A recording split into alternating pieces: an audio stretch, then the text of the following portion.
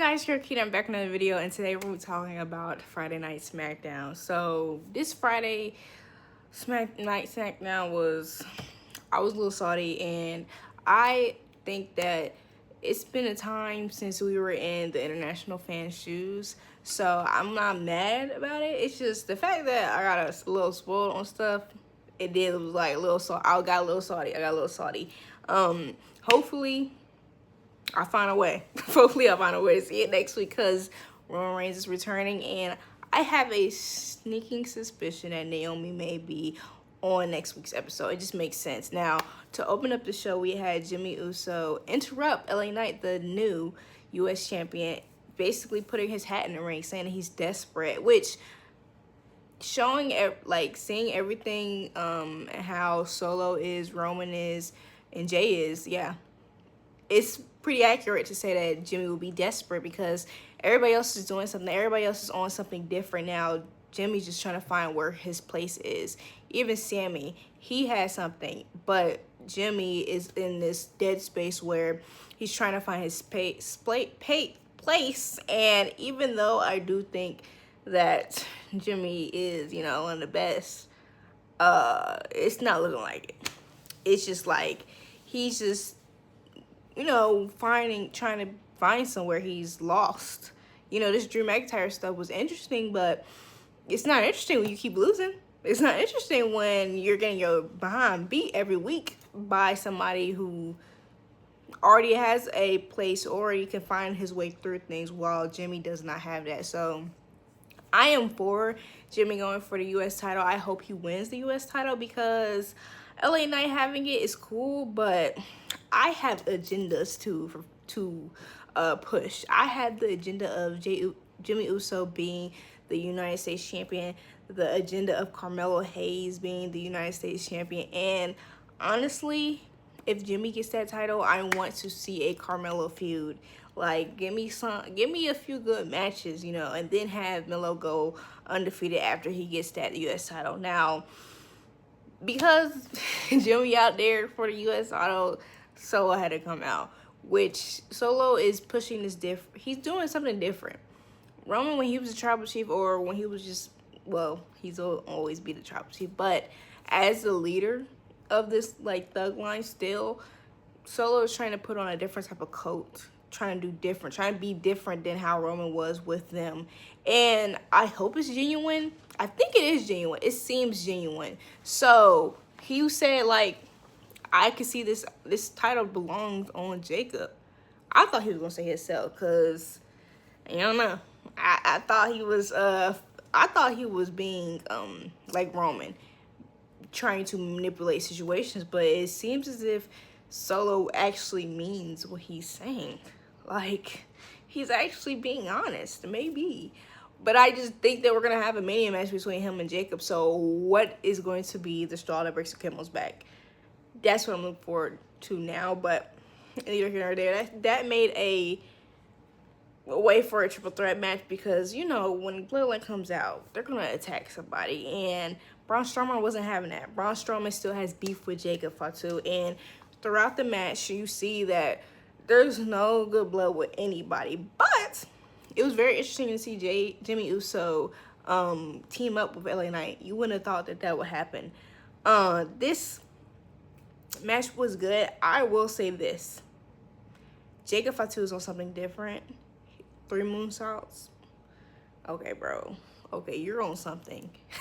I don't know where they got you from. They made you in the lab. They gave you a super solar serum because, bro, what? Well, after a match, you over here acting like you didn't just have a match is insane to me. I'm glad Jimmy didn't take the pin. Instead, it was Tama. And the good guys won. But next week, I don't think the good guys are winning, because they have a match between Jacob Fatu and Braun Strowman. And as we saw, Jacob's on something different. Jacob is on something different. Now, we had an interview between Jade Cargill about, the things that have transpired. And I'll say this. What's making me scared about this whole situation is Jade said that she didn't see who attacked her. She just saw NAOMI run away, which Naomi running away, you know, she was wearing a smiley face, yellow neon glowing shoes. You know if it's Naomi. And to say that she didn't exactly see it being Naomi makes me scared, because I want it to be Naomi. If Naomi admitted to attacking Jade and is taking on this hater persona like a Drew McIntyre, like the Drew McIntyre type of hate, the women need something like that. The women need a blood feud like this. So seeing Naomi take ownership of it and then say, yeah, I don't like Jade. Jade is an opportunist. That right there is doing something for the division. So if you're going to make Naomi just a cowardly heel and need a group, we have that with Liv. Do we need to repeat the same things? No. Have something different. Allow Naomi to be her own character, especially because she just moved from a, you know, alliance type of thing with the big three. So she gonna move to her alliance to another alliance where the possibility of another turn could occur? No. Have Naomi be Naomi and be strong, a lone wolf type, and then a little while after, as she's still, you know, being a heel and being a great one, I might add, have her have a group. But to make it kind of like a, it's not 100%, but we think it's Naomi, but, you know, the verdict could still be somebody else. I need to just be Naomi. I feel for Jade, though. Jade was basically saying, like, I trusted Naomi. She was my best friend. She was my sister. And to say that she's trying to dictate where I could go, who I am, and say I'm an opportunist, that right there made me feel a little bad, but not that bad. I still think Naomi's right. As a character, Jade, because I'll be real. I ain't gonna say nothing. Let's just look. Let's just think about it. All right. Sorry Naomi was there, but next week I know. And Liv Morgan coming out being antagonistic, which she has every right to be, because they thought it was her and Jade didn't come out the woodwork saying that it wasn't. Jade didn't say nothing. Jade didn't want to step up for her and say, hey, it wasn't Liv, but I'm gonna show y'all who it was. Something like that could have made it still open for it to be anybody, and it didn't have to just be Naomi. You know, that right there. So I understand why she's mad. So I hope Liv don't get her behind beat next week, but she might get her behind beat. I think Naomi might slide up through, though, with a broken neck and everything. Broken neck and everything. Now, the next match was B-Fab versus Charlotte Flair, which B-Fab being an opportunity like this brings joy to my heart, and she did not take this opportunity for granted. She was able to keep up with Charlotte Flair.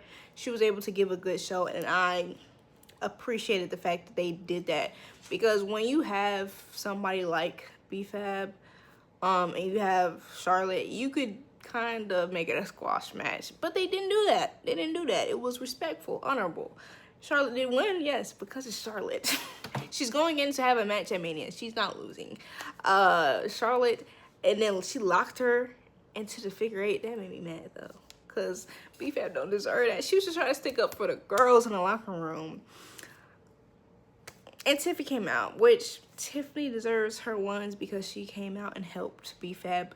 Although coming to get her receipt back, of course. Next time, though, I need Tiffany Stratton not to wear the same color as Charlotte and vice versa. Don't wear the same colors. They were just going at it, throwing hands to the point where you had Miz come out and they were still fighting after that. Like, they trying to fight for their position in this Mania season. They gonna have to do some more, but they are going at it. Instead of going on Twitter, they decided to actually throw some hands, and I respect it all. I respect it. I was so upset, though. As I said, they interrupted Miz TV, but the show was still gonna go on. But Cody Rhodes came out.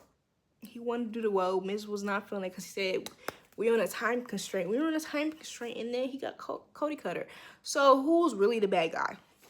Who's really the bad guy? Like, this is what I'm telling y'all. Kevin Owens was not wrong. Kevin Owens was right, because The Miz didn't deserve that. The Miz wasn't being antagonistic to him for a while. He gave him an opportunity to speak his truth and to, you know, allow the world to understand how he feeling. But he won't do that to our journalists, our talk show host, Miz. Disrespectful. So disrespectful. And I was not feeling that. We already know John Cena's coming. Okay, we know he's coming on Monday. You don't have to be disrespectful and do Miz like that. I'm going to be seated though. And I will say this. Cody, you shouldn't have did that. It was very rude. I think Melo and Kevin Owens had a point. That was disrespectful. Shinsuke Nakamura and Damian Priest, random, but they were both on one. So it made sense. They were both on one, and I'm gonna say this. Shinsuke was getting his behind beat. He was getting waxed. I'm glad Drew McIntyre was out there 100%. I had a feeling he'd be out there, but it was moving towards the end, and Shin was getting his behind beat too bad. I was like, oh, he's not gonna get a rematch if he lose today. If he lose, how he gonna get a rematch? The losers don't get rematches against a champion. If you losing, why are they gonna give you a championship opportunity? They don't do no rematch clauses no more. Like, so I'm glad Drew McIntyre was in his hateful heart didn't allow that to happen. I ain't gonna lie, when Drew McIntyre is not beating up the bloodline, I become a fan. I become a fan of Drew McIntyre, and Damian Priest was going at it, but the Shinsuke Nakamura had to get his licks in on Damian Priest because Damian Priest was being a little disrespectful in the beginning. And I was there for that because he got his licks in and then he left. That's some real hatred. But this time, it's different between Damian Priest and Drew McIntyre, which I love. There's no Punk, there's no Finn Balor and Judgment Day. It's simply Drew McIntyre and Damian Priest, which we've been seeing bits and pieces of that, especially Royal Rumble, Elimination Chamber, to continue to see it going on. I like it. I know a lot of people aren't feeling it, but I like it, especially because the promos that they've had together have been good. It's been very entertaining. They know how to go on the mic. Like, you cannot take that away from anybody, Drew McIntyre or Damian Priest. Now, I don't need y'all to be mad at me. Because I know there are some Chelsea Green fans, but I'm not feeling Chelsea Green no more as champion. Like, the times Michin should have won and didn't just blew me. The Secret Service thing is a cool gimmick because you're president. But no, it's not hitting. And dare I say, I wouldn't be mad about Zelina Vega winning and becoming the new United States champion because anybody but Chelsea Green. I'm sorry. Anybody but Chelsea Green. It's not my fault. It's because they kept on spamming Michin and Chelsea and making us think that Michin had a chance, but she didn't. Because she had Piper and then she had Alba Fire. Like, being a great heel, I say that to the point where a heel lover don't like you. I gotta give you the ones for that. Now, the match between Randy Orton and Carmelo Hayes. This right here was a banger match. This match had me glued to my screen because you already have Carmelo Hayes being a jerk to everybody. You already do that. And then you just have Randy Orton being Randy Orton. That right there, a great combination. I give them my 10s. I need to have another match where Melo actually wins. Because Melo was going on a great streak before this. And then he lost. Like, no. But I enjoyed seeing Randy come back. Randy being as gone as he was a crime. He didn't need to be gone that long at all. Next time, don't let that happen again. Ever. Now, to give my props to Carmelo Hayes, I have to give my props to Carmelo Hayes. He has not had a bad match since he got on this main roster. Like, every match of his has been great. Like, I know the match between him and Cody had a little slip up, but every match of Carmelo's has been great. He hasn't been missing when it comes to his matchups. Now, the matches itself, he misses terribly sometimes for the majority of times. But for him to have, like, some of the most televised matches and they all be good, it's just like a testament of his skill and testament to how much they're putting into Melo. Although we haven't seen too much as in like titles or gold or like accolades, I know that there is something for Melo. It just has to be. Maybe I'm coping. Maybe I'm trying to stay strong into this thing, but I just feel it. I feel like there's something for him, so I'm going for it. Y'all know Melo is Melo. Okay, at the end of the match, Randy was trying to give this boy his props, and then he wanted to shoot him away, push him, and I was like, bro, you can't ever do right, can you? You can't ever do right.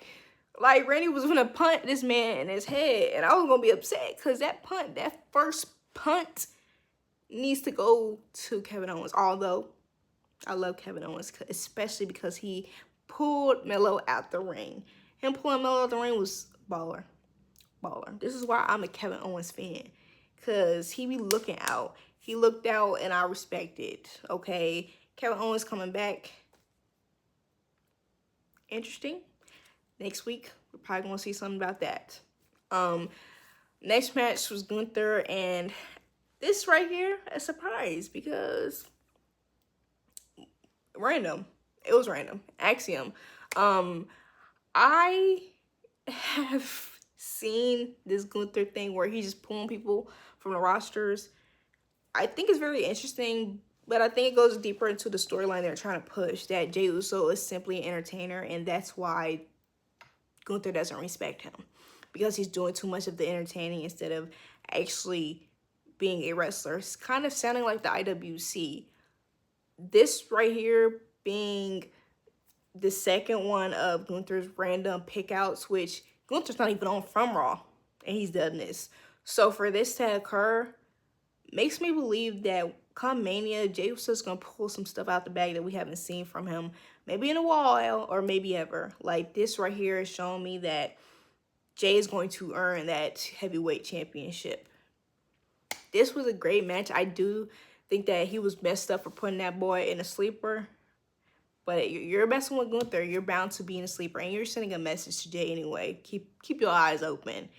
And Gunther tried talking to Jimmy, saying, get your brother, but Jimmy said, hey, come Mania, we're going to be yeeting all night. And I love it.